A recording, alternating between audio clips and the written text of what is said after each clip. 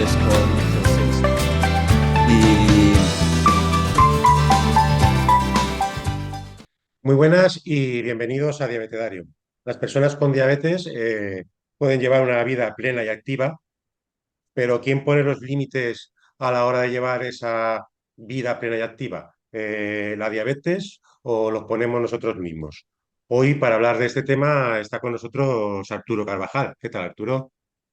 buenas tardes, Alba. Pues muy bien, la verdad. Preséntate un poquito y cuéntanos un poquito más de ti para que la gente te conozca. Pues soy Arturo Carvajal y tengo diabetes tipo 1 desde hace 5 años, en marzo del 2019. Y nada, pues me dedico a divulgar en Instagram a través de Diabetes de Altura, pues cómo gestiono la diabetes y la montaña, que es el deporte que más me apasiona, la verdad. Muy bien. Y a la hora de, porque creo que tú también tienes familiares cercanos con diabetes. Sí, pues mi hermana pequeña, que nos llevamos 5 años, tiene diabetes desde que tenía 1 año. Entonces, bueno, para mí el diagnóstico cuando me lo dijeron, pues fue un palo muy grande. O sea, era algo que no esperaba. Y eso que, pues eso, mi hermana era diabética, pero no nos dábamos cuenta de las señales, ¿no? Que bebía mucha agua, que comía mucho, orinaba un montón. Y el descubrimiento, ¿no? del diagnóstico fue un poquito por casualidad, porque llevaba un catarro que no se me iba y fui al médico, me mandaron a hacer una analítica por tener más datos míos, no era por nada, sino por tener un registro más. Y ahí salió que tenía una glucosa de 494, una glicada de 12 y dijeron, Arturo, te tenemos que poner insulina, pero ya. Sea, fue un poco frío, un poco duro, pero con el consuelo de que en casa sabían de qué iba el tema. Entonces, a pesar de haber yo vivido siempre con la palabra diabetes ahí al lado, con mi hermana, Mm, no te das cuenta realmente de lo que supone y significa en tu día a día hasta que lo vives en tu propia piel, vamos. claro, claro. Y el- el afrontar ese diagnóstico, ¿cómo lo hiciste en ese primer momento? Cuando te dijeron, tienes diabetes, que te cayó el mundo, Sí, pensaste en tu fue hermana, como, dijiste, mi hermana ha podido, yo también. ¿Cómo viviste tú ese momento inicial del diagnóstico? Pues fue como si me golpearan con una viga de hierro en la cabeza, ¿sabes? Te dan un golpe de realidad allí de que un día para otro te cambia la vida. Porque a pesar de que me decían que podía hacer vida normal, a mí no me parecía normal tener que controlar el azúcar antes de comer, poner insulina, calcular hidratos, vigilar cuando corro, cuando conduzco. O sea, eso no es vida normal para lo que yo conocía hasta No. entonces. Entonces, claro, para mí mi hermana y mis padres, bueno, y mi hermano también, fueron un gran apoyo al principio porque conocían muy bien la diabetes, sobre todo pues mis padres y mi hermana en primera piel y durante tantos años. Entonces, bueno, pues tenía ese consuelo, ¿no? Pues al principio me permitía un poco no llevar yo el conteo de hidratos, sino que dejaba que me lo hicieran ellos y así poco a poco ir asimilando el diagnóstico. Y luego también una de las cosas que hice al principio y que no me arrepiento, o sea, yo era una persona muy introvertida, pero de lo primero que hice fue contárselo a mis amigos porque no me quería esconder pinchándome insulina ni nada y creo que deberían saberlo, ¿no? Que uno de sus amigos, pues ahora mismo, pues cuando salga con ellos a la montaña, en bici, a comer por ahí, a cenar, pues que iba a tener que estar controlando un montón de cosas, pinchándome insulina, entonces, claro, me parecía algo importante y que debían saber. Y fueron un gran apoyo, la verdad. O sea, se lo tomaron muy en serio también y cualquier cosa que necesitara o lo que sea, pues sabía que podía contar con ellos. Y gracias a eso conocí a una persona con diabetes, que se llamaba, no, se llama Alberto, que era amigo de una amiga y hacía montaña.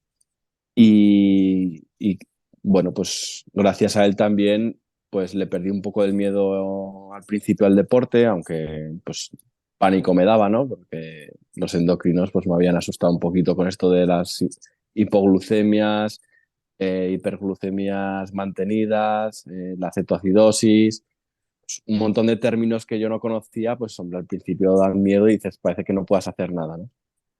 Pero el ir conociendo a gente con diabetes que hace deporte, pues la verdad que me ayudó mucho.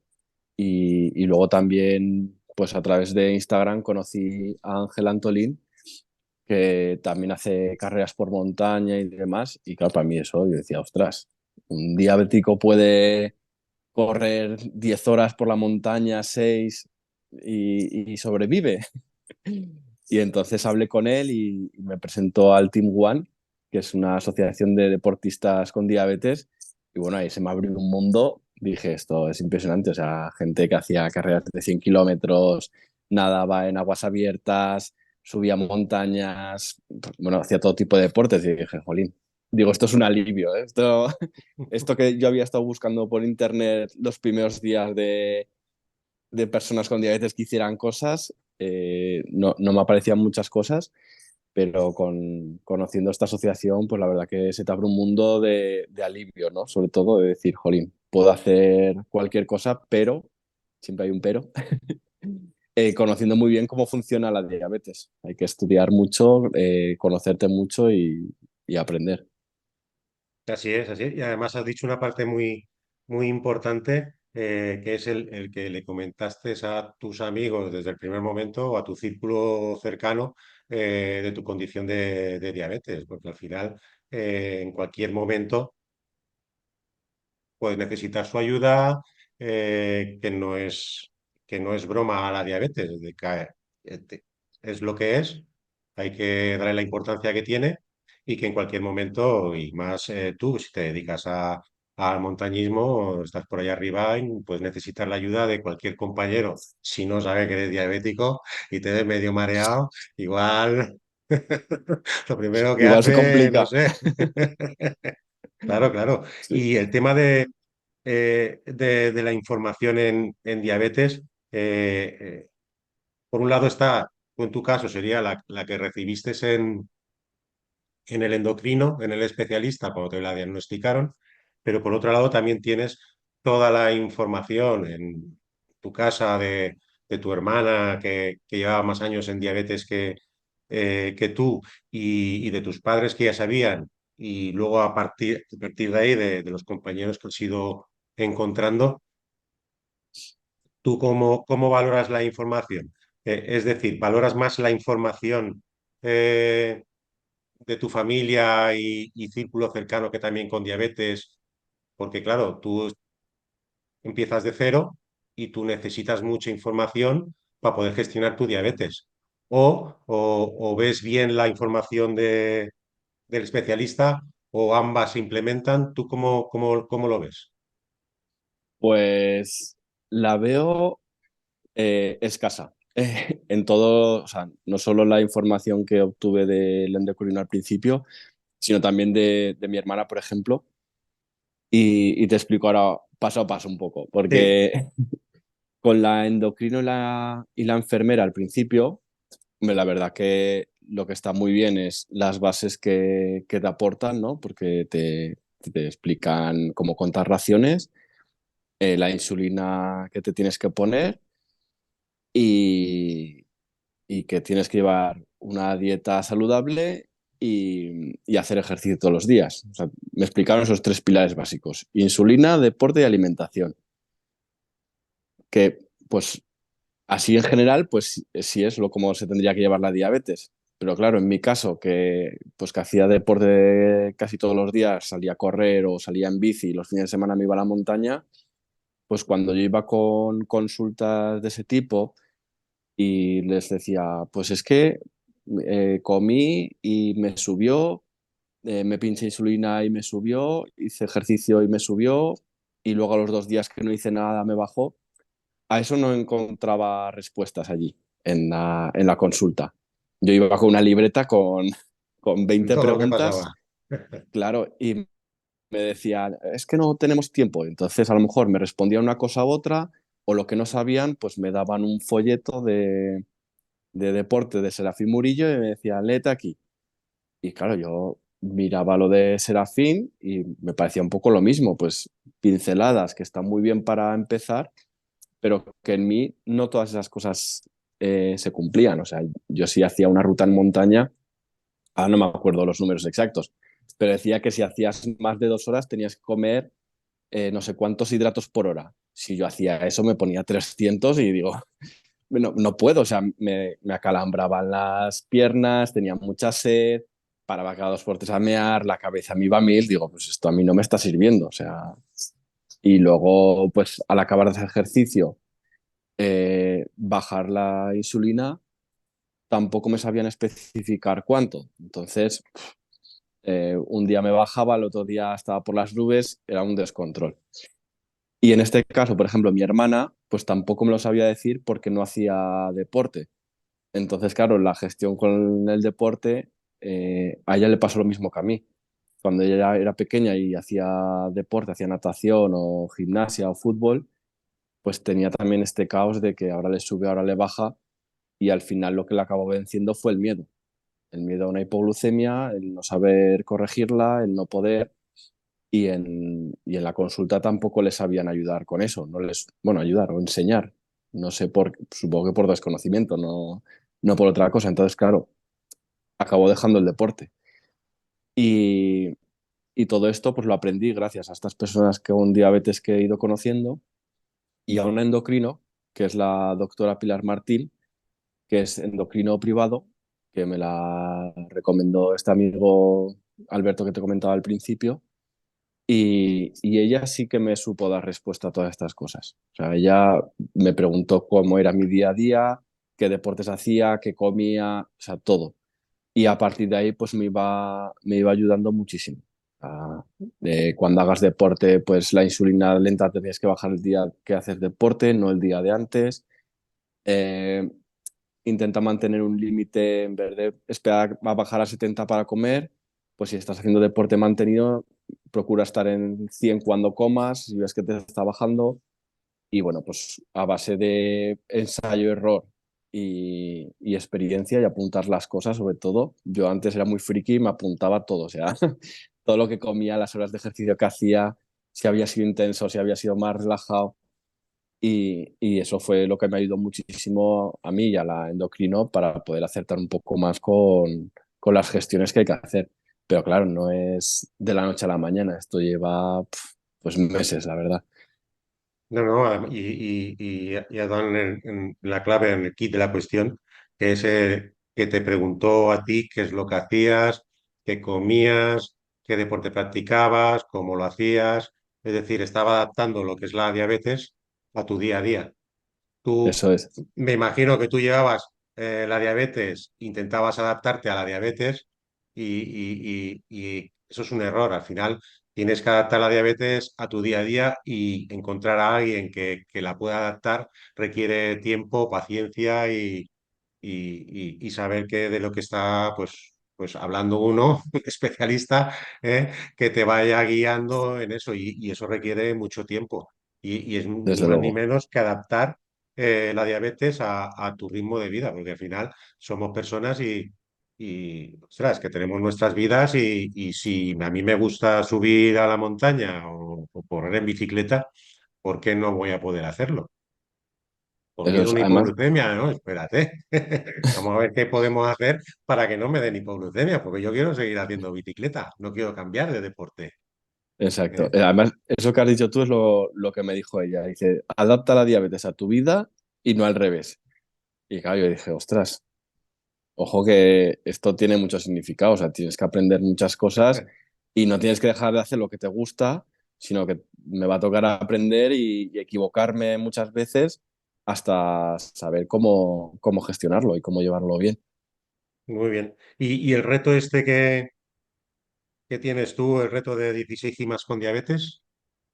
Explícanos un Pues, poquito cómo surge, por qué 16 cimas y no 15, en fin, cuéntanos un poquito. pues, pues mira, del reto surge porque cada año desde que me diagnosticaron, pues he ido haciendo un reto. Y bueno, pues este año quería ir más allá, o sea, bueno, más allá. Quería ir por toda España, ¿no? Me parecía bonito recorrer toda España y hacer la cima más alta de cada comunidad autónoma. Entonces, por eso 16.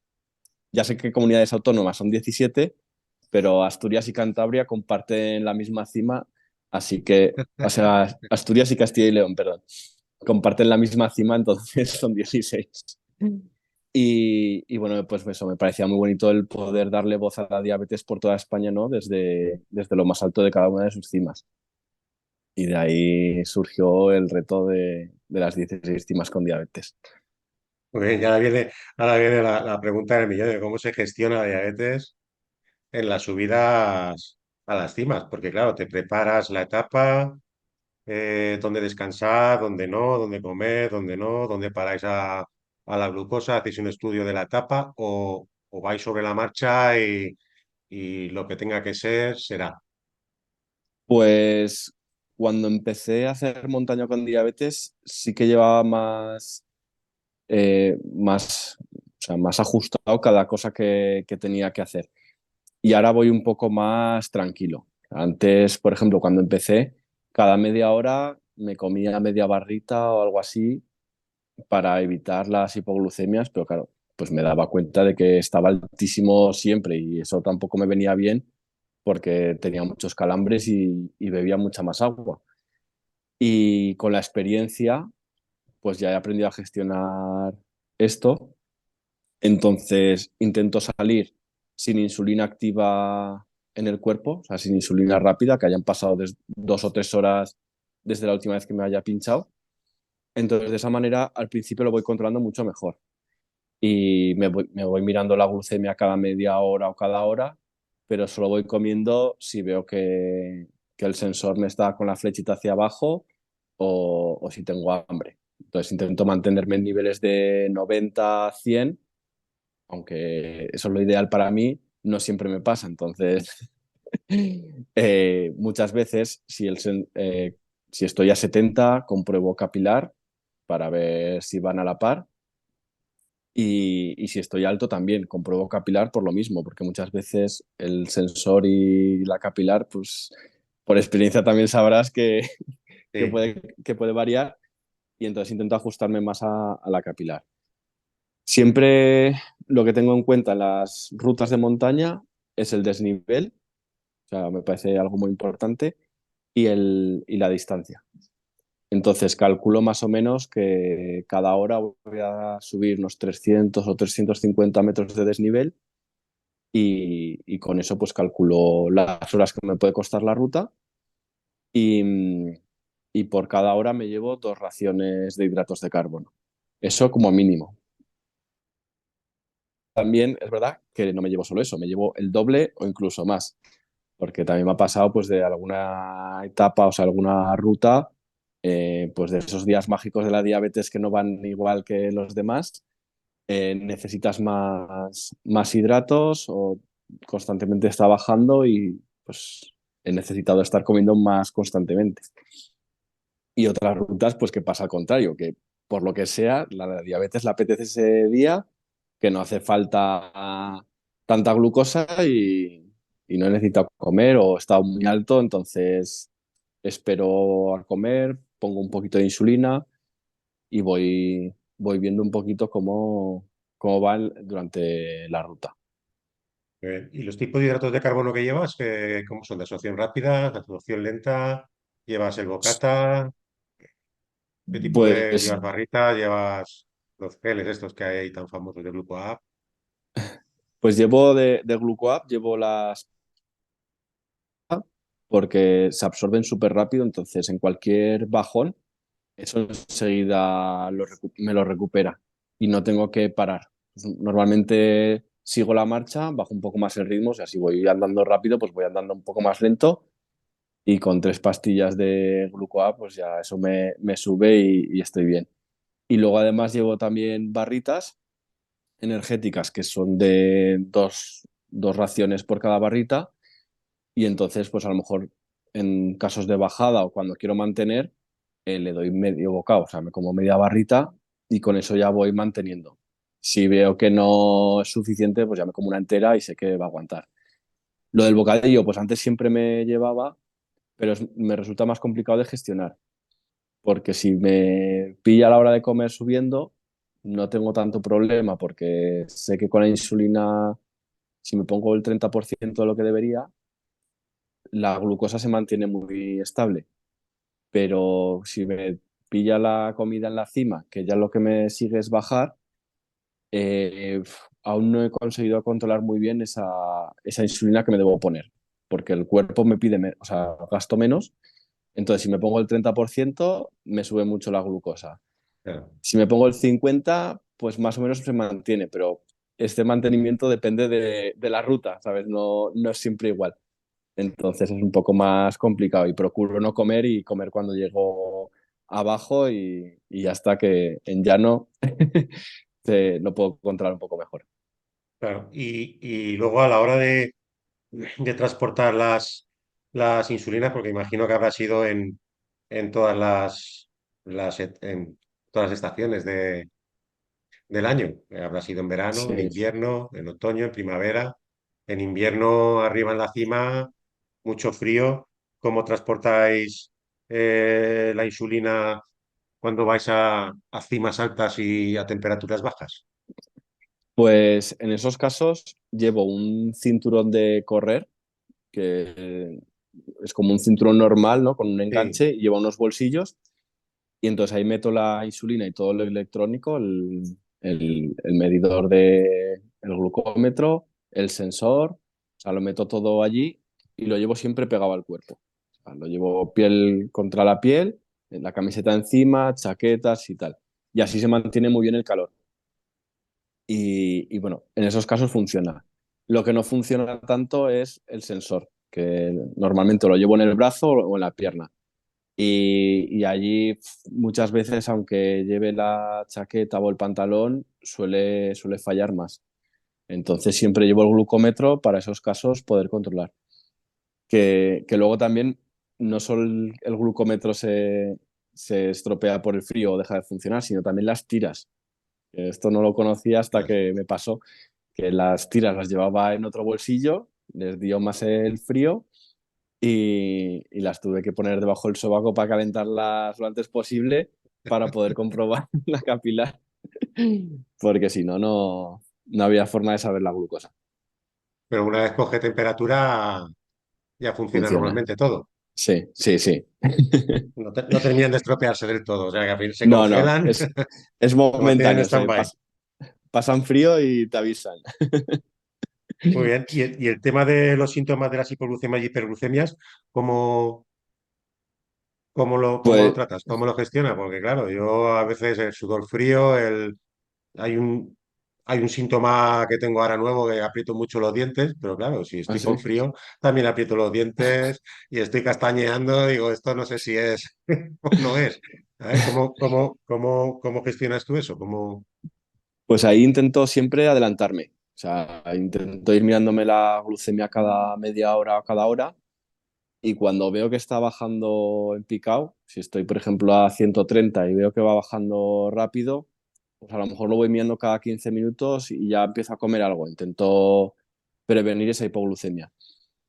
Pero también me ha pasado que me ha engañado el sensor, porque intento también, antes de empezar cada ruta, asegurarme de que van glucómetro, o sea, capilar y sensor, o sea, marcan lo mismo, pero hubo una vez que me marcaba el sensor a 150, 180 toda la ruta y yo iba súper cansado, pero que iba arrastrando los pies y de decir, no, no puedo más. Digo, yo pensaba que eran síntomas de hiperglucemia y digo, pues me voy a poner insulina. Pero antes de eso dije, voy a comprobar capilar. Y en capilares pues estaba a 50. Y dije, ostras, pues menos mal que no me he pinchado la insulina todavía. Entonces se enmascara mucho, en mi caso, con el cansancio. O sea, cuando voy más cansado, me cuesta diferenciar si es una hipoglucemia o incluso una hiperglucemia, porque en la montaña más o menos me siento igual. Si tengo una hipoglucemia muy fuerte, sí que noto enseguida los sudores fríos y ya sé lo que es. Pero cuando es un cansancio, siempre compruebo capilar porque no sé lo que va a ser. Aunque el sensor esté bien, la capilar me ayuda a tomar una decisión porque pues acierta bastante más.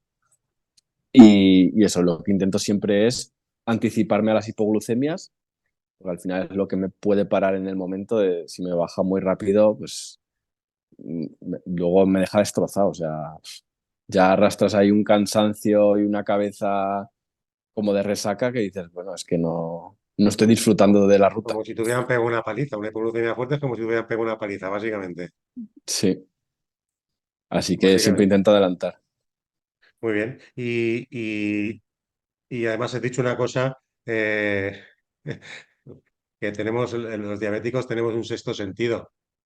Cuando has comentado lo del mareo y tal, dices, voy a pinchar mi insulina, no, voy a hacer un capilar, a ver qué pasa.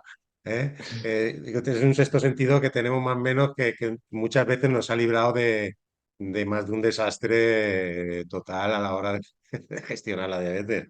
Sí, desde Bueno, luego.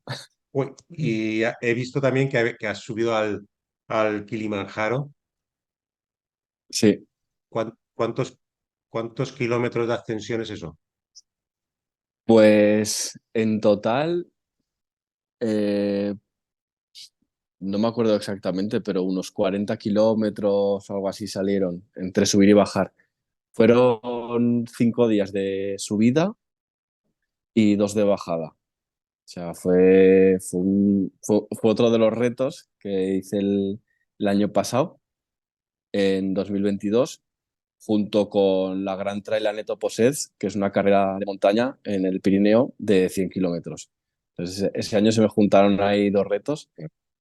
Y claro, ahí en el Kilimanjaro, a mí lo que más miedo me daba era la altitud, porque nunca había superado los 3.400 metros. Yo no sé lo que iba a pasar a partir de 4.000, 4.500 o en 5.895, que era la cima. Y hablando con las endocrinos, porque era una expedición, íbamos 3 personas con diabetes y 5 endocrinos, si no me equivoco, pues claro, la comunicación que había entre nosotros y la experiencia que tenían ellos de diabetes era muy, muy fuerte. Entonces, eso ya nos ayudó muchísimo a poder gestionar cualquier situación. Y en mi caso, por ejemplo, que cuando tienes mal de altura se puede confundir con una hipoglucemia. Entonces, claro, a mí era el miedo que me daba, porque yo no sabía cuánto frío íbamos a tener a esa altitud, si podía estar constantemente mirando una capilar o si los sensores iban a funcionar. Entonces era un estrés añadido. Y la experiencia de lo que me pasó, por suerte no tuve ninguna hipoglucemia, ya lo adelanto, pero sí que a partir de los 4.000 metros la glucemia me empezó a subir, pero muchísimo, 200, casi 300 me parece que llegué incluso. Y me ponía insulina y aquello no bajaba.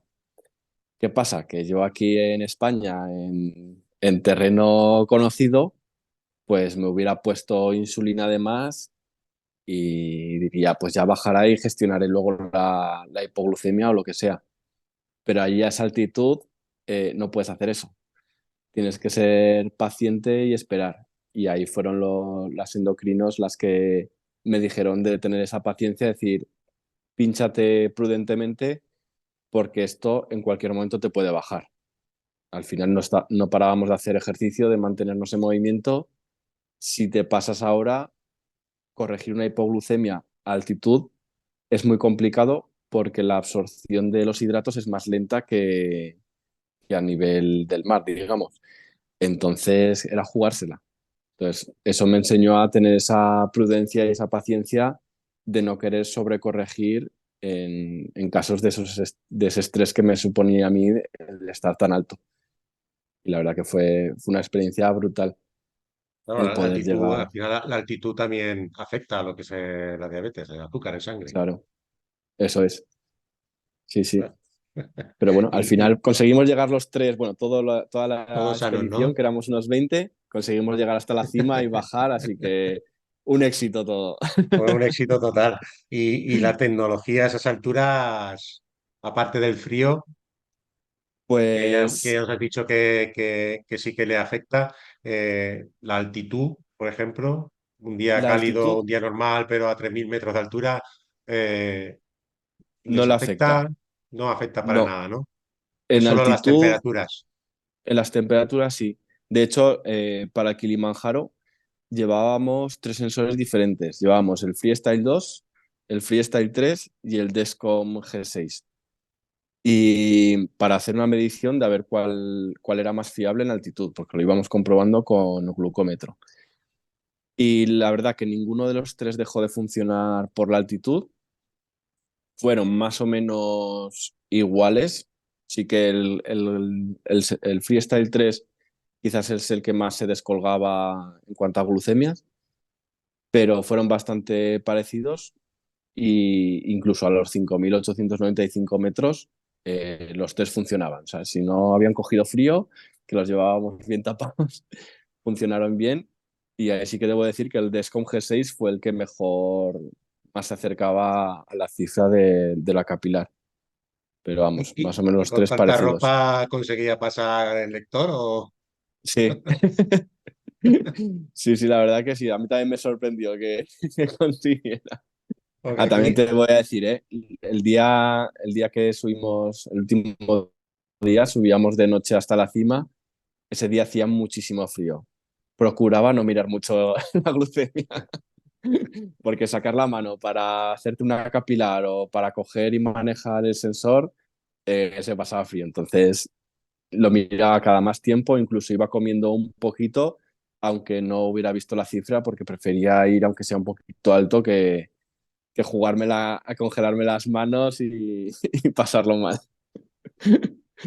muy bien. ¿Y qué consejos darías a las personas con diabetes que acaban de empezar o que ya llevan un tiempo con la diabetes, pero no tienen muy claro el tema de si hago o no hago? ¿Qué consejos darías tú a toda esa gente? Pues es complicado acertar para todo el mundo, pero vamos, a mí lo que me hubiera gustado que me hubieran dicho de un principio es que no, que pierda el miedo. O sea, que no me deje encerrar por el miedo a hacer cualquier cosa, porque sí que es verdad que al principio te explican los problemas de la hipoglucemia, los problemas que puedes tener en hiperglucemia, todo es como muy catastrófico, no hagas esto, no hagas lo otro. Ahí me dijeron que el primer mes no hiciera deporte. Y dije, pero ¿cómo no voy a hacer deporte si sé que es bueno para la diabetes? No hagas deporte. Pues no hice caso. El tercer día estaba haciendo deporte. Pero lo que sí que te tienen que explicar y enseñar muy bien es cómo gestionarlo.